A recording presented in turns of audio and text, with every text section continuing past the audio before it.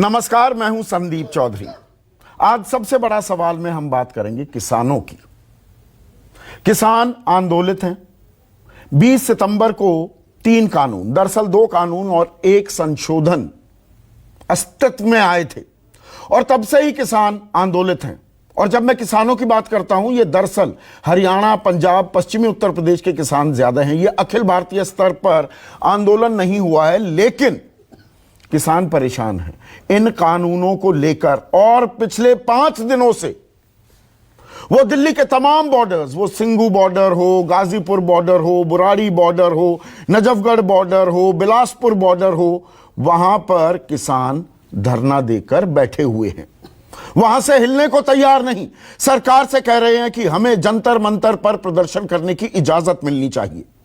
सरकार कह रही है बुराड़ी आ जाइए, निर्धारित जगह है, यहां पर आपके लिए सारे इंतजाम किए जाएंगे, खाने पीने की व्यवस्था होगी, शौचालय होंगे, वहां पर आइए। और वहां पर सरकार उनसे मुलाकात करने को तैयार है।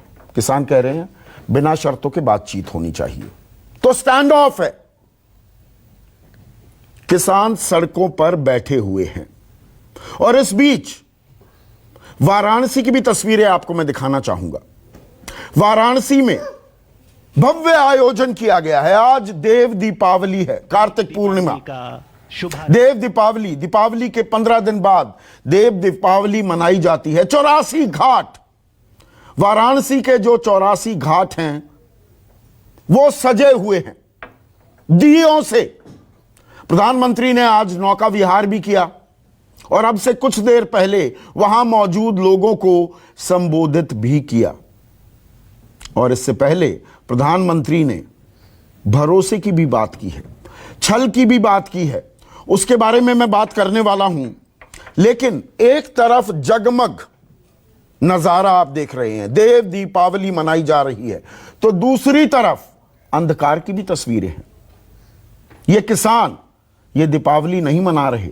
गुरु पर्व है, मोमबत्तियां कई जगह जली, लेकिन दिल में मोमबत्ती नहीं जला पा रहे हैं, दिए नहीं जला पा रहे हैं।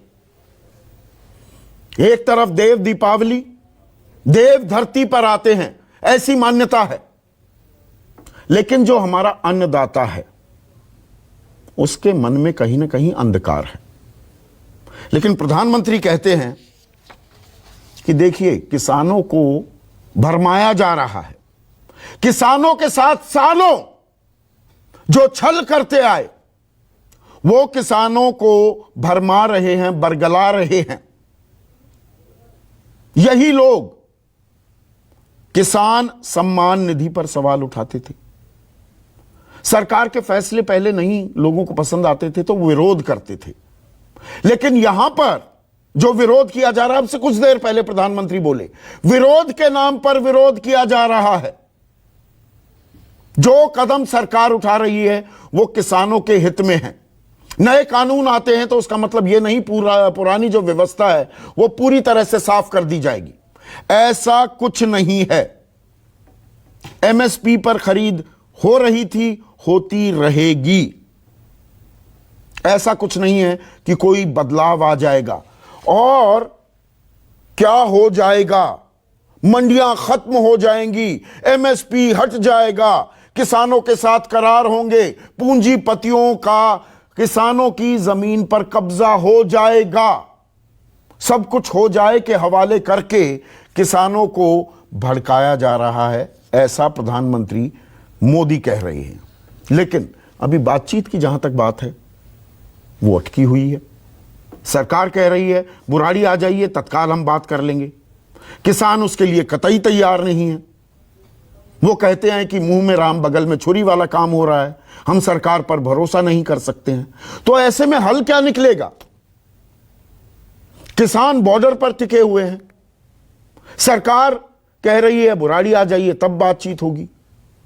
कभी भी हम बातचीत कर सकते हैं। सरकार के पास सभी किसान प्रतिनिधियों की, जो ये 30 संगठन हैं, उनके अगुवाई करने वाले लोगों के नाम पता है।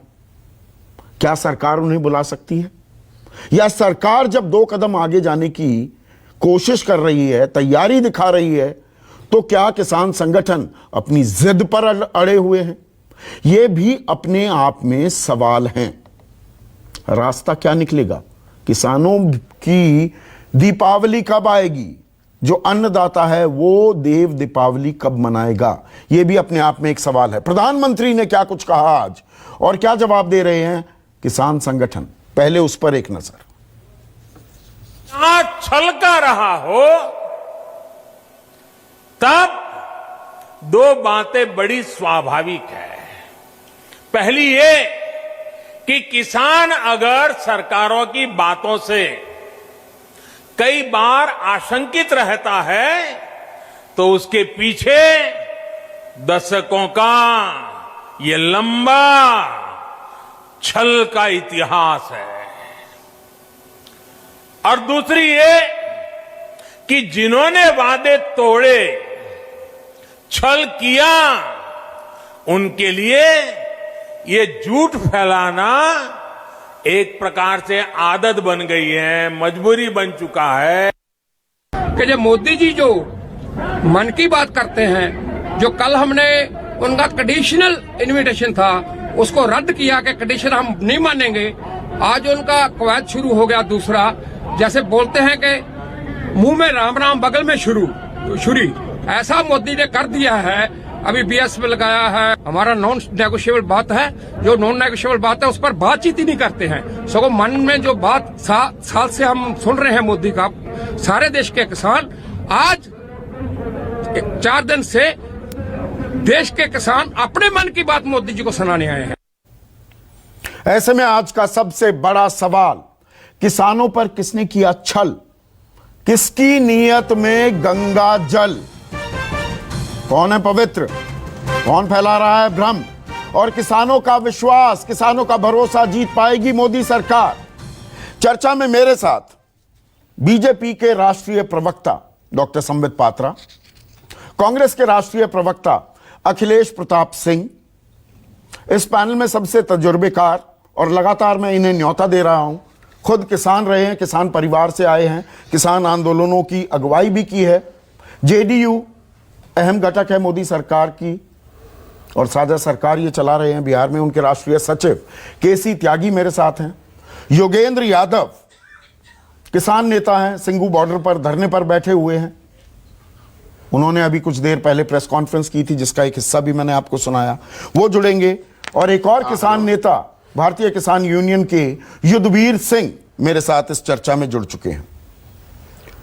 तो यहां पर संबित पात्रा, किसानों से बातचीत कब होगी? बातचीत हो भी पाएगी?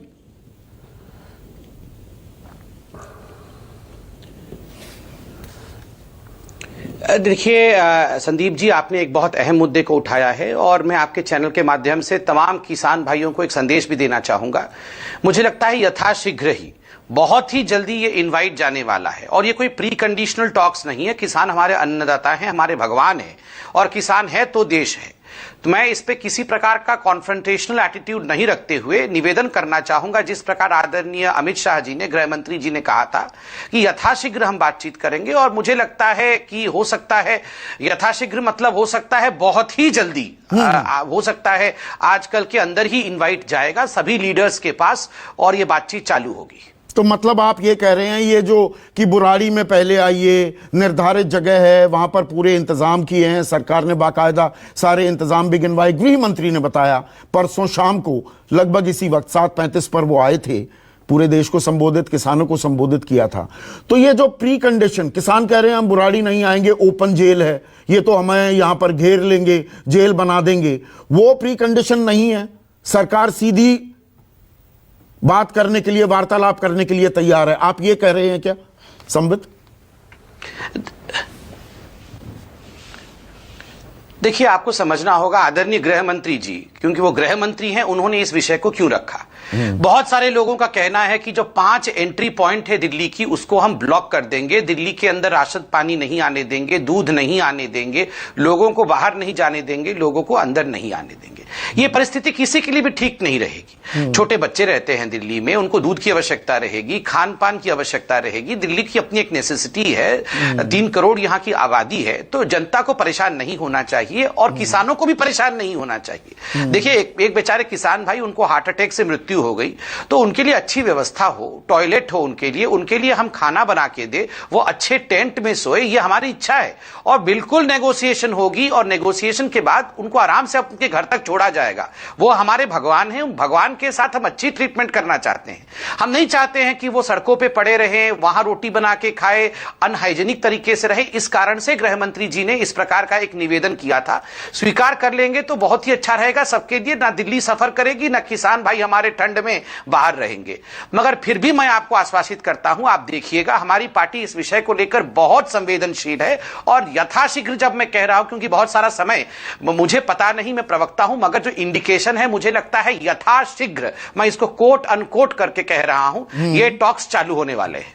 नहीं, आज आप बहुत ही संजीदा और परिपक्व तौर पर अपना बयान दे रहे हैं। परिपक्व तौर पर तो हमेशा देते आए हैं, लेकिन मैं ये बात इंगित इसलिए करना चाहूंगा डॉक्टर संबित पात्रा कि अभी पिछले 4-5 दिनों से मैंने जितने शो किए, आपके सहयोगी आते हैं, और सहयोगी ही नहीं, हरियाणा के मुख्यमंत्री मनोहर लाल खट्टर, आतंकवादी खालिस्तानी भी बता दिया जाता है किसानों को, इनको कांग्रेस के किसान बता दिया जाता है। आज जो आप बात कह रहे हैं, ये दरअसल अगर बातचीत करनी है तो बातचीत का रास्ता ऐसे ही निकलता है। आप गरिया कर किसी को उससे फिर बातचीत करते हैं, उसके कोई मायने नहीं रह जाते। लेकिन आज प्रधानमंत्री के बयान का भी मैंने जिक्र किया और चलाया भी कि छल, जो सालों से छल कर रहे थे किसानों के साथ, वो भ्रम फैला रहे हैं। अगर भ्रम फैल रहा है और फैला है, अगर आपकी बात मानी जाए, तो ये भ्रम दूर करने का काम प्राथमिक जिम्मेदारी सरकार की हो जाती है ना संबित? सरकार को भ्रम दूर करना चाहिए था। देखिए, इसमें दो चीजें इसमें, क्योंकि पहले आपने कहा जो खालिस्तानी, आतंकवादी इत्यादि। देखिए, किसान, कोई भी किसान कभी खालिस्तानी, आतंकवादी, देशद्रोही नहीं हो सकता है। वो अन्नपूर्णेश्वरी है, वो अन्न उगाता है, तब जाके हमारे पेट भरते हैं और हम भोजन पाते हैं। हाँ, कुछ एक एजेंट्स, मतलब कुछ लोग किसी एक बड़े आंदोलन में प्रवेश कर गए होंगे, कुछ गलतियां, कुछ गलत लोग होंगे, मगर कुछ लोगों की गलतियों के कारण सभी को हम आतंकवादी और खालिस्तानी कह दें, ये बिल्कुल उचित कदम नहीं होगा और परिपक्व कदम भी नहीं होगा, नंबर 1। नंबर 2, हाँ, हो सकता है कांग्रेस के किसान भी हो, तो क्या हो गया, किसान तो किसान होता है। अगर कुछ कांग्रेस के समर्थित किसान भी आए हैं तो उनका भी स्वागत है, उनके भी विषय को सरकार समझेगी और उनके विषय को भी लेकर हम बातचीत करेंगे। तीसरी बात, आपने कहा भ्रम दूर करने का दायित्व ये हमारे कंधे पर है, पार्टी के कंधे पर है। बिल्कुल सही है, ये पार्टी की सरकार के कंधों पर है। और तभी माननीय प्रधानमंत्री जी ने आज स्वयं जिस प्रकार से पॉइंट वाइज एमएसपी में कितनी खरीदारी हुई, इससे पहले कितनी खरीदारी हुई थी, गृह मंत्री जी ने, जेपी नड्डा जी ने हर मंच पे इन विषयों का उन्मूलन किया है, इन विषयों को आगे रखा है। आज आप देखिए हर विषय को लेकर कि अब मैं एक आंकड़ा लेकर बैठा हूं प्रधानमंत्री जी के स्टेटमेंट का। देखिए, सिर्फ दाल की ही बात करें तो 2014 से पहले 5 वर्षों में लगभग 650 करोड़ रुपए के ही दाल किसानों से खरीदी गई थी। लेकिन इन 5 वर्षों में जब हमारी सरकार रही, 49,000 करोड़ रुपए की दालें खरीदी गई, जो लगभग 75 गुना अधिक है।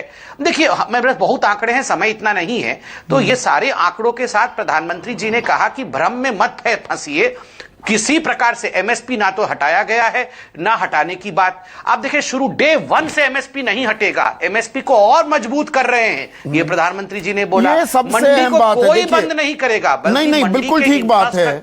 आपने सही एडवांस कैसे किया जाए, आपने संबित नब्ज पकड़ ली। मैं पिछले 3 महीने से ये बात कह रहा हूं, ये आंदोलन, ये भ्रम, ये दिक्कतें सब दूर हो जाएंगी, एमएसपी गारंटी कर दिया जाए। ये बात केसी त्यागी भी लगातार मेरे शो पर कहते रहे हैं। एमएसपी गारंटी क्यों नहीं कर देती सरकार? 2011 में जब प्रधानमंत्री नरेंद्र मोदी, तब गुजरात के मुख्यमंत्री थे और working group on consumer affairs की अध्यक्षता करते थे, तब उन्होंने तत्कालीन प्रधानमंत्री मनमोहन सिंह को लिखा था कि एमएसपी का कानूनी प्रावधान होना चाहिए। वो प्रावधान हो जाए, मेरे ख्याल से सारी दिक्कत खत्म हो जाएंगी।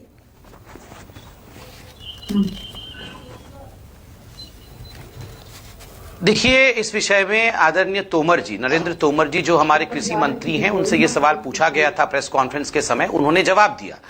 उन्होंने कहा 50 वर्षों में भी कांग्रेस ने एमएसपी को कानूनी अमली जामा इसलिए नहीं पहनाया, और हम भी नहीं पहना सकते हैं, क्योंकि आप ये एक एडमिनिस्ट्रेटिव डिसीजन होता है, एक एडमिनिस्ट्रेटिव डॉक्यूमेंट होता है, उसको आप अगर कानून में आप उसको एक संशोधन करके आप अगर कॉन्स्टिट्यूशन में डालते हैं तो हर बार एमएसपी चेंज करेंगे तो आपको संशोधित करना पड़ेगा, आपको अमेंड करना पड़ेगा हिंदुस्तान के कॉन्स्टिट्यूशन को। कितनी बार आप अमेंडमेंट करिएगा? इसलिए ये एक कानूनी मतलब ये एक एडमिनिस्ट्रेटिव प्रक्रिया है। It is an act of administration. इसलिए एमएसपी को हमारे से पहले की सरकारें भी, कांग्रेस की सरकार ने भी इंक्लूड नहीं किया था।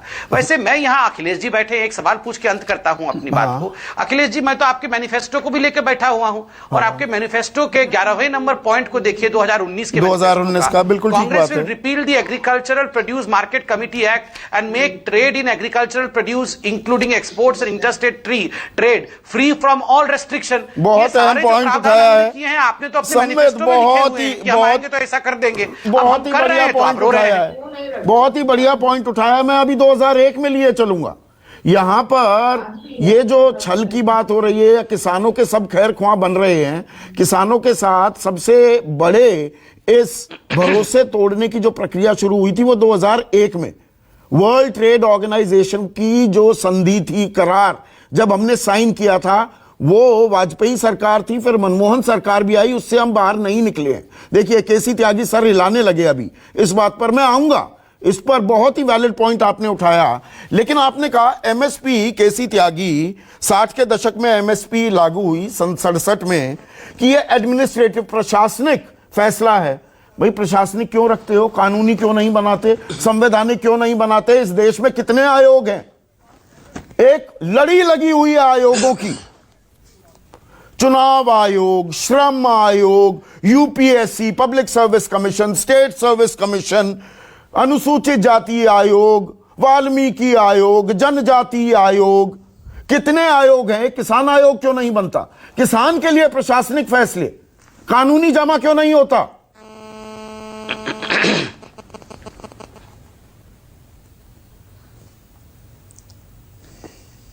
संदीप जी, हाँ, आपने कुछ बुनियादी सवाल उठा दिए, मैं इसके लिए आपका धन्यवाद करना चाहता हूं।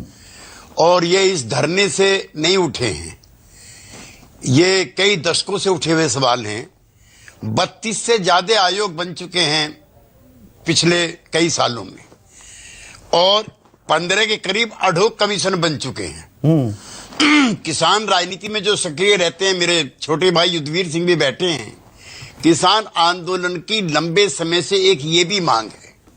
और मैं एक बार फिर धन्यवाद कर दूं कि आपने बहुत मजबूती और मुस्तैदी के साथ ये सवाल उठाया। हम चाहते हैं अब एक किसान आयोग का भी सरकार गठन करे, जिसकी संवैधानिक मान्यता हो, कॉन्स्टिट्यूशनल अथॉरिटी हो। ये थोड़ा सीएसीपी के 4 नौकरशाह बैठकर किसानों की फसलों की कीमत तय करें। हाँ, एयर कंडीशन में बैठ करके, हाँ, वो सिलसिला बंद होना चाहिए, नंबर 1। नंबर 2, उसकी सारी जितनी भी रिकमेंडेशंस है वो मैंडेटरी हो। देखिए, जो आयोग बना था स्वामीनाथन का, डॉक्टर स्वामीनाथन का, उसकी वैधानिकता कुछ नहीं थी, कॉन्स्टिट्यूशनल अथॉरिटी कुछ नहीं, वो रिकमेंडेशंस थी। चाहे तो आप लागू करें, चाहे आप ना लागू करें, नंबर 1। नंबर 2, आपने national highway authority of India बनाया है।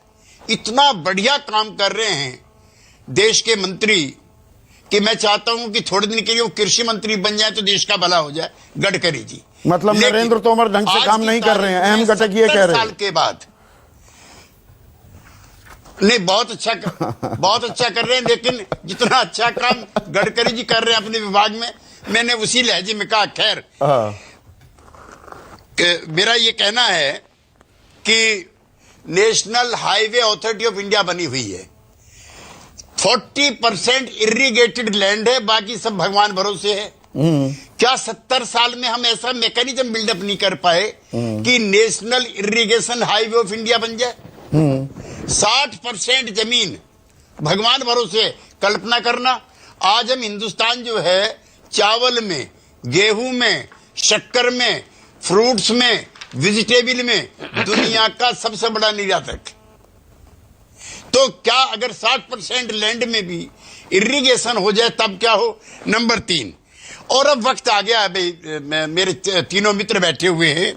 आप एमआरपी लिखते हो, जो इंडियन इंडस्ट्री के द्वारा तैयार किए गए प्रोडक्ट हैं उस पे एमआरपी है, उसे कम ज्यादा तो नहीं बिकेगा ना। हमारी केंद्र सरकार ने एमएसपी डिक्लेयर की है।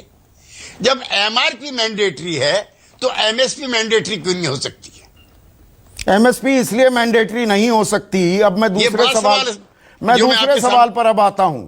मैं बिल्कुल जड़ पर जा रहा हूं, और क्योंकि आप सब लोग बहुत पढ़े लिखे, संजीदा, परिपक्व प्रवक्ता हैं, और इसलिए हम चर्चा करते हैं, बहस भी नहीं। मैं 2001 की WTO अग्रीमेंट पर जाता हूं, तो केसी त्यागी साहब, उस अग्रीमेंट में तो साफ है किसानों को सब्सिडी 10% से ऊपर नहीं होनी चाहिए, वो घटती जा रही है। फर्टिलाइजर, तमाम बातें गिनवा देंगे यहां पर संबित पात्रा भी और अखिलेश प्रताप सिंह भी, पर सब्सिडी जो किसानों को रियायत दी जाती है वो लगातार घट रही है। और बड़ी ताल ठोककर अंतर्राष्ट्रीय मंचों पर हम कहते हैं देखिए अग्रीमेंट को हम निभा रहे हैं, WTO में जाकर हम ये कहते हैं। और इसी के तहत 2015 में जो शांता कुमार कमेटी रिपोर्ट भी आई थी, उसमें भी क्या लिखा हुआ है कि धीरे से ये FCI, food corporation of India के जितने केंद्रीय गोदाम हैं इनको बंद कर दिया जाए, और किसानों की उपज जो है, फसल जो है, उसकी खरीदी राज्य सरकारें ही करें। तो ये मंडी व्यवस्था तो खत्म करने की तैयारी है, किसान इसीलिए तो परेशान है। मेरा एनालिसिस गलत तो नहीं है केसी त्यागी साहब?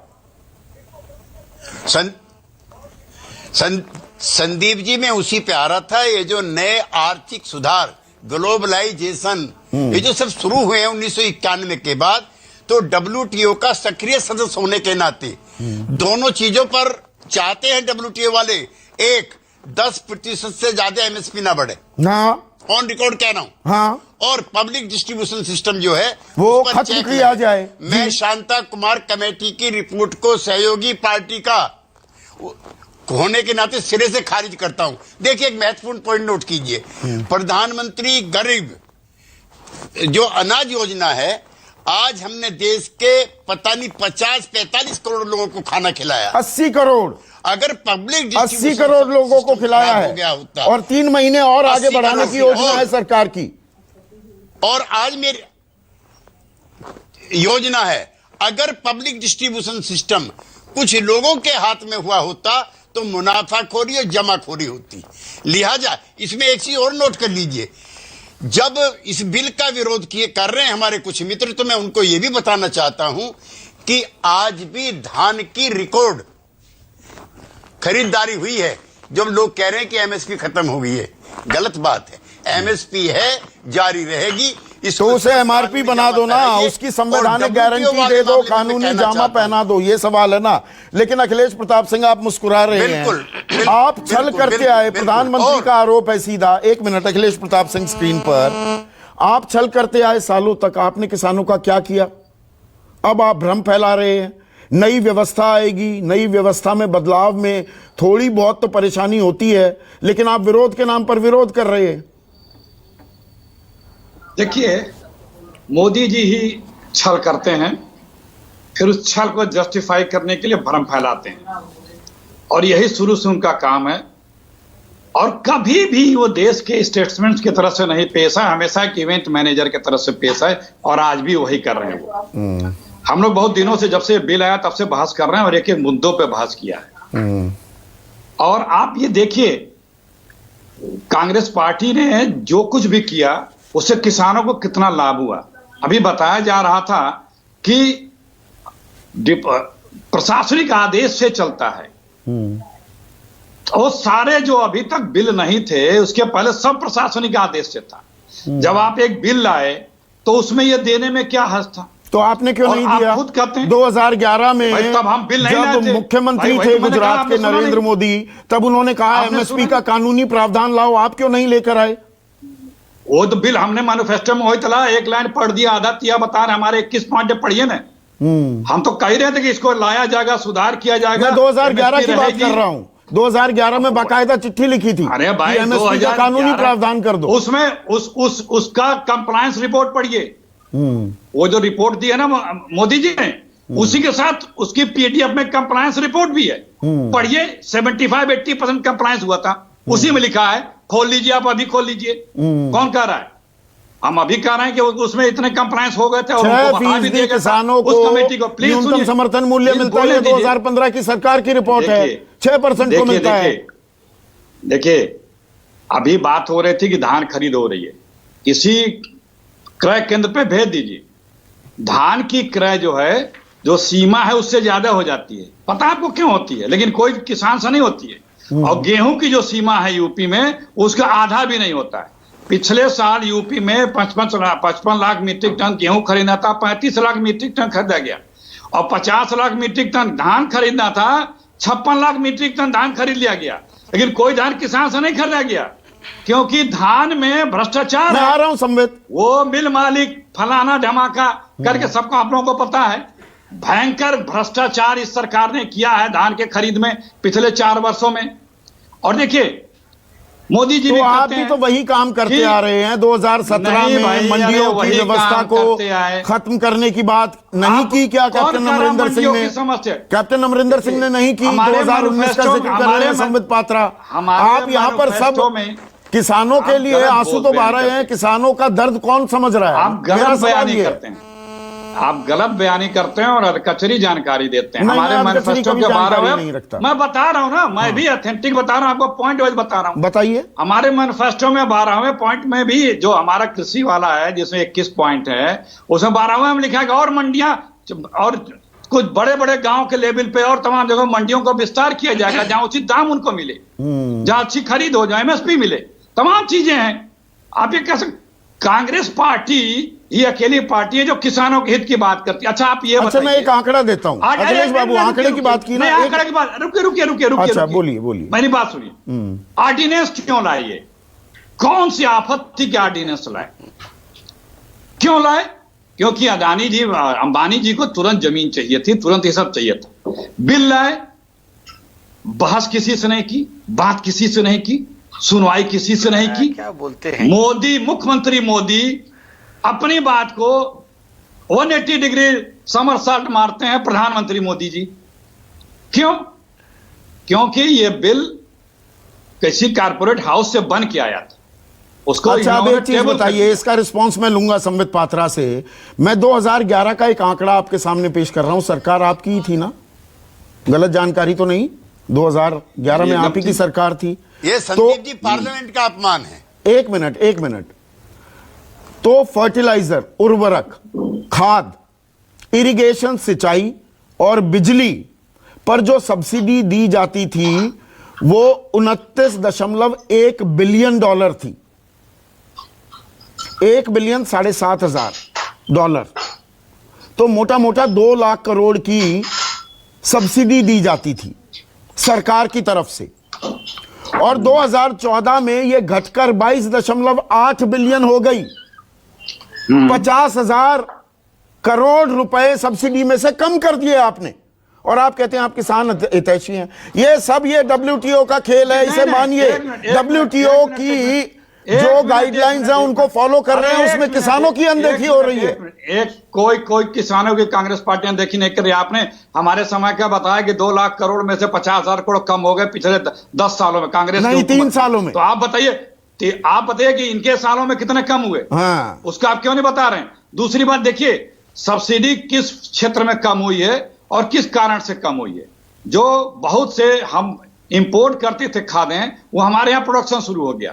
जो बिजली का था, सब्सिडी की बात है हम लोगों ने- सीधा। सब्सिडी अरे यार, तो उसी आपने खाद पे तो 50,000 सब्सिडी कम मिलती है। की। खाद पे भी फैक्ट्रियों को सब्सिडी दिया था, को नहीं पता क्या?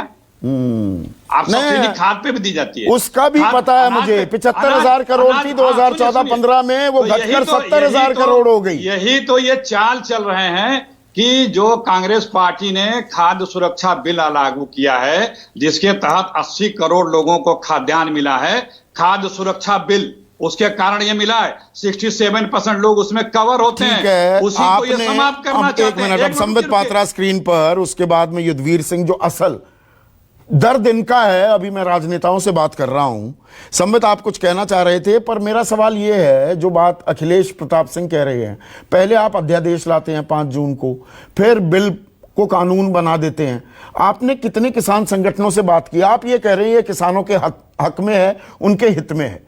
कितने किसान संगठनों से बात हुई थी इन 3 कानूनों को पास करने से पहले?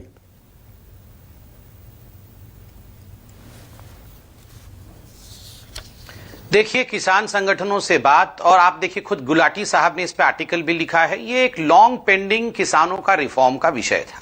ऑर्डिनेंस लाया गया क्योंकि पार्लियामेंट सेशन में नहीं था, और आत्मनिर्भर भारत के लिए 1 लाख करोड़ का पैकेज फार्मर्स के लिए अनाउंस किया गया, और उसके बाद इस पर चर्चा होकर, सार्थक चर्चा के बाद पार्लियामेंट ने इसे वोटिंग के माध्यम से पारित भी किया। अभी यहां अखिलेश जी पार्लियामेंट का अपमान कर रहे थे कि अडानी और अंबानी ने लिख के दे दिया और हमारे पार्लियामेंटेरियंस ने पास कर दिया। इसे भ्रम कहते हैं। मैं 2-3 छोटे-छोटे उदाहरण दूंगा ताकि जनता बहुत सिंपली समझ जाए।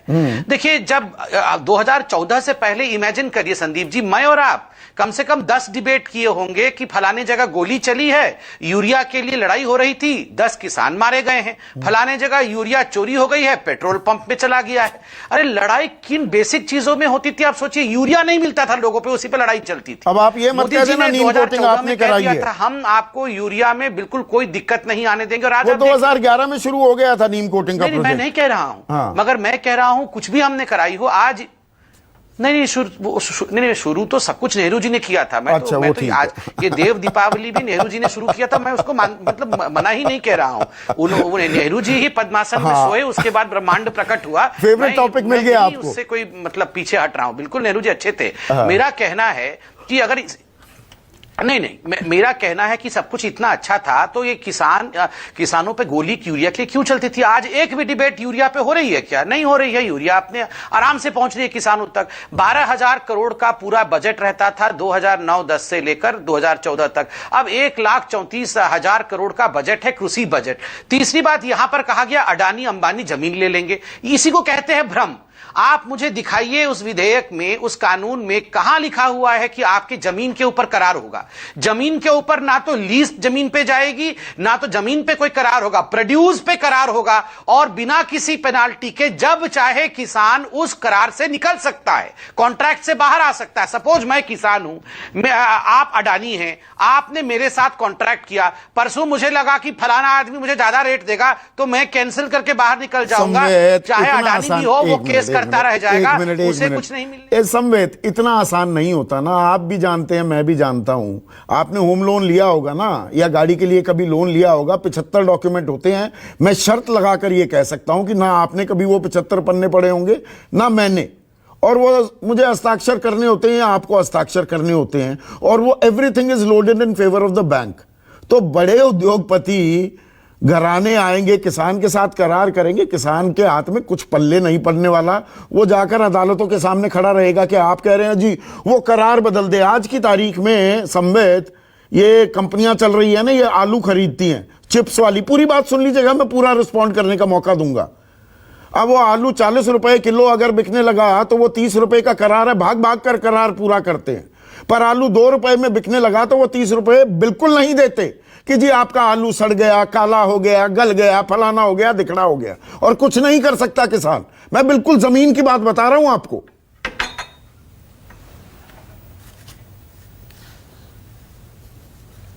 देखिए, इसी को परिवर्तित करना है ना। संदीप भाई, आपने सही बातें बताई। ये इतने वर्षों से हिंदुस्तान के किसान को टेकन फॉर ग्रांटेड लिया गया था। इन्हीं चीजों को हमें परिवर्तित करना है। इसमें मैं एक संशोधन करता हूं। आपने कहा किसान जाके कोर्ट के आगे खड़ा रहेगा। कोर्ट का प्रावधान ही नहीं, कोर्ट के आगे जाने की आवश्यकता ही नहीं पड़ेगी। किसान को, सपोज करके अमरावती का कोई किसान है, अब उसको और कोर्ट में केस करना है, वो मुंबई हाई कोर्ट तक थोड़ी जाएगा या डिस्ट्रिक्ट कोर्ट तक थोड़ी जाएगा। उसको अब एसडीएम को ही सॉल्व करना होगा। और प्रावधान कानून के इस प्रकार है कि सारा का सारा जो कानून है वो इन फेवर ऑफ फार्मर है, बायस टुवर्ड्स द फार्मर है। फार्मर को कहीं पेनाल्टी नहीं देनी है। और एक गांव देहात में जो आपका ये तर्क सुन रहे होंगे ना संवेद भाई, जमीन का आपका ये तर्क जो गांव देहात में लोग सुन रहे होंगे ना, मुस्कुरा रहे होंगे कि एसडीएम एक छोटे किसान की बात सुनेगा और कंपनी की बात नहीं सुनेगा, राम राज्य आ जाएगा फिर तो। नहीं, ऐसा नहीं है। पंचायत का, पंचों का वहां प्रबंधन किया गया है। राम राज्य लाना है कि नहीं लाना है, या हमें बिल्कुल लाना चाहिए, क्यों नहीं। एसडीएम के ऑफिस में 5 इधर से, 5 किसान की तरफ से और 5 कंपनी की तरफ से रहेंगे। और देखिए, जब यहां जो फैलाया जा रहा है कि अडानी जमीन कैसे ले जाएगा, आप मुझे कानून में प्रावधान दिखाइए जहां ये लिखा हुआ पर है। मैंने जो बेसिक सवाल पूछा था ना, उसका आपने कहा एक मिनट संबित, अब युद्धवीर सिंह को लेकर आते हैं, बल्कि बहुत देर तक मैंने युद्धवीर सिंह से सवाल नहीं किया। असल तो दर्द तो ये दिल में लिए बैठे हैं। मैंने सवाल जो पूछा था युद्धवीर संबित पात्रा से कि भाई आप अध्यादेश लाए, फिर कानून भी बनाया, राज्यसभा में ध्वनि मत से आपने पारित कराया, कितने किसान संगठनों से बात की? वो कह रहे हैं सबसे, गुलाटी साहब ने एक आर्टिकल भी लिखा, आपसे बातचीत हुई थी, आपके हित के लिए बात हो रही है। देखिए, उन्होंने जवाब उन्होंने स्वयं से दे दिया। जिन गुलाटी साहब का आप जिक्र करते हैं, उन बेचारों की आत्मा अमेरिका में बसती है, रहते हिंदुस्तान में। जितने भी एग्रीकल्चर में रिफॉर्म की बात कर रहे हैं, वो उनका एक ही उद्देश्य होता है कि किस तरह से कॉर्पोरेट फार्मिंग को बढ़ावा दिया जाए, किस तरह से वर्ल्ड ट्रेड के अकॉर्डिंगली इस देश में गलत बात उठाई मैंने, ये खेल 2001 से शुरू हुआ है। ये बिल्कुल आपने जो शुरू में ही आपने नब्ज जो पकड़ी है, हाँ। ये जो बोल रहे हैं, ये दोनों साथी हमारे बोल रहे हैं, कांग्रेस और बीजेपी के, कोई दूध का धुला हुआ नहीं है। हाँ। ये सारे जो काम हो रहे हैं, ये कहीं अमेरिका, यूरोप, WTO, IMF के दबाव में ये खेल हो रहे पूरी हैं। दुनिया में इसकी चर्चा हो रही है। वो ABCD 4 बड़ी बहुराष्ट्रीय कंपनियां हैं, उन्होंने एग्री बिजनेस को पूरी तरह से टेक ओवर कर लिया है। अभी संबित जी ने एक बात कही पहले, ये बार बार जब भी कोई बहस आती है तो पूर्व सरकारों की तरफ उंगली उठाते हैं। इनको ये समझ में नहीं आता कि पूर्व सरकारों से अगर किसान खुश होता तो आज वो सत्ता में होते। यूपी जैसे प्रदेश में जहां से 5 प्रधानमंत्री दिए, वो अपनी जमीन ढूंढते घूम रहे हैं। क्या ये भी अपनी स्थिति वही कराना चाहते हैं? उसी किसान को ये छेड़ रहे हैं, उसी को ये इग्नोर कर रहे हैं जिसको उन्होंने किया था। कि 70 साल में लाख विकास हुए होंगे देश में, लेकिन निरंतर किसान की अनदेखी हुई, किसान की कॉस्ट पे महंगाई को कंट्रोल किया जाता रहा। इन्फ्लेशन बढ़ेगा, किसान को रेट नहीं देना। पर आज संबित जिस सदी भाषा का इस्तेमाल कर रहे हैं आप, कई मेरे प्रोग्राम्स में आए हैं जहां आपको आतंकी और खालिस्तानी और कांग्रेस प्रायोजित बताया गया, वो कह रहे हैं यथाशीघ्र बातचीत होगी। संबित पात्रा जी को पार्टी ने एक काम दे रखा कि मौके के अनुसार पार्टी को टीवी पे जाके डिफेंड करो। अगर परसों आपने इनको बुलाया होता तो खालिस्तानी होने थे किसान। आज क्योंकि वो कहीं ना कहीं स्थिति बदली है, आज सरकार थोड़ा सा, तो जब सरकार बातचीत के लिए तैयार पीछे आ रही है तो आप क्यों नहीं? आज वो दूसरी आप जिद पर क्यों अड़े हुए हैं फिर युद्धवीर? बिल्कुल आप सही कह रहे हैं। हाँ। ये और भी अच्छा सवाल है आपका। हाँ। कल प्रधानमंत्री की मन की बात थी। एक तरफ तो बातचीत की बात कर रहे हैं, दूसरी तरफ प्रधानमंत्री कह रहे हैं कि किसान समझ नहीं रहा, किसान को समझाने की आवश्यकता है, किसान को बेकार बरगलाया गया। उनकी ये बात साबित करती है कि हमने जो किया है वो तो ठीक है, किसान कहीं घूम रहा है, हम उसको समझाएंगे। किसान समझने नहीं आया, किसान समझा किसान उसका विरोध जताने और उसको खत्म कराने के लिए कि सरकार उसको विड्रॉ करे, इसके लिए आया हुआ। लेकिन दोगली बात है ना, एक तरफ वार्ता की बात कर रहे हैं तो प्रधानमंत्री इस देश के सर्वे सर्वा हैं, उनको समझ में नहीं आता कि किसान विरोध कर रहा। उनको कम से कम ये भाषा बोलनी चाहिए थी कि कहीं ना कहीं त्रुटि है, हम किसान को सुनेंगे और जो भी त्रुटि है उसको ठीक करेंगे। वो तो केवल मात्र उन्होंने एक लाइन कही है कि किसान जो है उसकी समझ में नहीं आ रहा, उसको समझाने की आवश्यकता। तो ये कथनी और करनी का अंतर है। कथनी और करनी का अंतर है। भरोसे की कमी है क्या?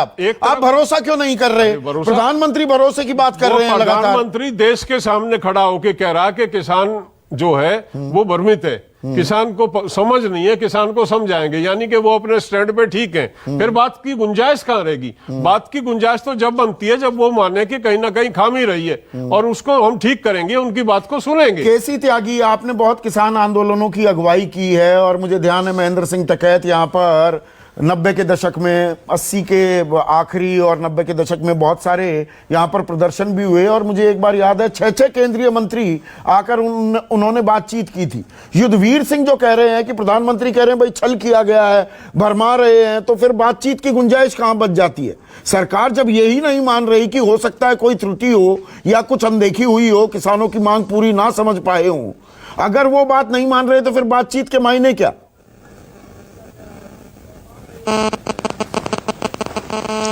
संदीप जी, किसानों की अधिकांश मांगों से सहमति होने के बावजूद भी मैं आपसे ये कहना चाहता हूं कि क्या एमएसपी समाप्त कर दी गई है? नहीं, उसको कानूनी जामा पहनाने का प्रयास होना चाहिए, ये मांग मैं स्वीकारता हूं। लेकिन एमएसपी खत्म नहीं हुई, मंडियां भी खत्म नहीं हुई, और जिन मंडियों की वकालत हमारे कांग्रेस के मित्र या दूसरे लोग करते हैं, मैं अपने पिताजी के साथ, और युद्धवीर जी आप भी अपने पिताजी के साथ मंडी में लेके गए होंगे, गेहूं भी, चावल भी और गुड़ भी। कौन दाम तय करता था मंडी में? 3 आड़ती मिलकर के, और कई अवसरों पर आड़ती ने कह दिया कि चावल में नमी है, राइस ब्रोकन है, किसान मंडी से वापस अपने गांव लेके आएगा 5-7-10 किलोमीटर, या उन्हीं के द्वारा निर्धारित मूल्य पे दाम देगा। नहीं, पर केसी त्यागी साहब देखिए, एक मिनट केसी त्यागी साहब, एक सेकंड के लिए रोक रहा हूं। केसी त्यागी साहब, ये तो अब सर्वविदित है ना, कानून बनने के बाद भी मक्का 1850 रुपए का न्यूनतम समर्थन मूल्य है, 750, 800, 900, 1000 रुपए पर रुलता फिर रहा है। मैं बिल्कुल देसी शब्द इस्तेमाल कर रहा हूं। 800 से 900 रुपए नीचे धान के दाम भी मिल रहे हैं, जबकि धान में एमएसपी लागू ज्यादा होता है, वो मंडियों में उसकी खरीद भी हो जाती है। उड़द के दाम हो आधे आधे में, कपास 5515 रुपए की जगह 3032 रुपए में बिक रही है। यह तो अब हो रहा है जब कानून भी बन गए। संदीप जी, मैं आपकी बात से एग्री करता हूं। जो एमएसपी सरकार ने घोषित की है, उसका दाम किसान को नहीं मिलता है। हाँ, वजह ये भ्रम फैलाने के कि एमएसपी खत्म हो गई है, सारे किसान संगठनों को यह मांग करनी चाहिए कि इसको कानूनी जामा पहनाओ।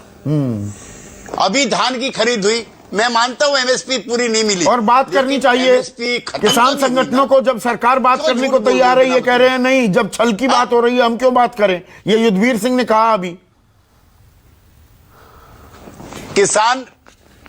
किसान संगठनों की तरफ से तो यह भी मांग उठ रही है कि जीएम क्रॉप्स को लाने की इजाजत दे दो, और युद्धवीर जी बैठे, इनसे कहलवा दो चलो कि जो जेनेटिकली मॉडिफाइड जो क्रॉप्स हैं, जिसने कई सौ किसानों की जान ले ली, खास तौर से कपास की, यवतमाल की और विदर्भा के किसानों की, ये कौन से किसान संगठन हैं जो कह रहे हैं कि जेनेटिकली मॉडिफाइड जो क्रॉप्स? ठीक है, युद्धवीर सिंह रिस्पॉन्ड कीजिए। देखिए, ये भी मांग है। एक सेकंड, ठीक है, ऐसा है। हाँ, नहीं, मैं अपने बड़े भाई की बात से सहमत हूं। ये कोई जो स्पॉन्सर्ड होते हैं लोग, कुछ किसान संगठन ऐसे हैं जिनको सब जानते हैं। एक नेता थे, किसान नेता, सो कॉल्ड किसान नेता, जो फिक्की जिनको तनख्वाह देती थी, वो आंध्रा के थे हमारे भाई। और गवर्नमेंट, कांग्रेस की गवर्नमेंट में प्री बजट डिस्कशन में उनको फिक्की किसान नेता की हैसियत से भेजती थी, और वो किसान का प्रतिनिधित्व करते थे। ये जब एनडीए की सरकार आई तो हमने सोचा कि बीमारी कट गई, शायद अब उससे हमारा पीछा छूट जाएगा। लगातार एनडीए ने भी 5 साल उन्हीं नेता को बुला के उनसे किया। ऐसे बहुत किसान संगठन है जो प्रायोजित, पॉलिटिकल पार्टियों से प्रायोजित होते हैं। और ये जो जीएम की बात कर रहे हैं त्यागी जी, ये भी उसी तरह के लोग हैं। हमने हमेशा जीएम का विरोध किया, हमने केतकी चिकन को नष्ट किया था बेंगलोर में, हमने करनाल में जीएम क्रॉप के ट्रायल फील्ड में आग लगाई थी। मैंने स्वयं से जाके गोरखपुर में जीएम के फील्ड को हमने और राकेश जी ने जाके नष्ट किया था। हम हमेशा ये लेके चले हैं कि जीएम की फसलें, अगर इस देश में जीएम सीड का इस्तेमाल हुआ, साफ कर दिया तो हमारी अपनी जितनी भी जो वेराइटीज हैं वो खत्म होंगी, और सॉयल, वाटर कंटेमिनेशन और ह्यूमन हेल्थ पे असर पड़ेगा। हमारा बड़ा सफर है उसमें। ठीक है, तो अखिलेश प्रताप सिंह, बातचीत होनी चाहिए क्या? सरकार जब बात करने को तैयार है, किसान संगठनों को भी बात करनी चाहिए, या ये नाक की लड़ाई बन गई है? देखिए, पहले तो जब बात करने का समय था तो बात किया नहीं, अहंकार में डूबी थी ये सरकार। अब अगर बात करने की बात करते हैं तो कहें कि जो सुधार करने की चीज होगी वो हम करेंगे। इतना तो वादा तो देना पड़ेगा, तभी तो किसान बात करेगा। आप सिर्फ इसलिए बात करें कि मेरी बात मान लो। आप भी, मोदी जी भी कहते हैं कि हम न्यूनतम समर्थन मूल्य देंगे, और अभी तक प्रशासनिक आदेश से सारे ये एक्ट चलते थे।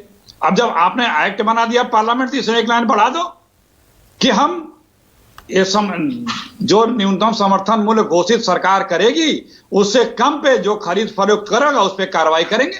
इतना ही तो लिखना है, इतने लिखने में हर्ज क्या है, लेकिन क्यों नहीं लिख रहे हैं? और यही बात सीएम मोदी जी कहते थे। और देखिए, जब 50 करोड़ इस देश की जनसंख्या थी, आज किसानों को आतंकी और उपहास किया जा रहा है बीजेपी के द्वारा। अभी संबित पात्रा भी नेहरू का जिक्र कर रहे थे। तो उसके बाद श्वेत क्रांति और हरित क्रांति इसी किसानों ने लाई, और जो 50 करोड़ जनसंख्या को खाने के लिए अनाज नहीं था, भूखमरी होती थी माघ महीने में, आज 130 करोड़ जनता को खिलाने से 2 गुना ज्यादा अनाज वही किसान पैदा करता है। इसीलिए मैंने शुरुआती तस्वीर जो दिखाई भी, देव दीपावली मनाई जा रही है, देव धरती पर उतर रहे हैं, लेकिन हमारा अन्नदाता, हमारा अन्न देवता जो शब्द इस्तेमाल किया संबित पात्रा ने, वो धरने पर बैठा हुआ है। तो संबित, आखिरी सवाल, 30 सेकंड में जवाब चाहूंगा। अगर बातचीत करनी है तो फिर उसमें यह कहना कि छल है, भ्रम है, यहां पर युद्धवीर कह रहे हैं कि भाई बातचीत तो तब होगी ना कि सरकार कहे कि हां हो सकता है कि कुछ बातों की अनदेखी हो, कुछ सुधार किए जा सकते हैं कानून में, तभी तो बातचीत के मायने हैं। अगर आप ये कहते रहे हमने बिल्कुल ठीक किया और भ्रामक खबरें फैलाई जा रही हैं, छल किया जा रहा है, तो फिर बातचीत के मायने क्या?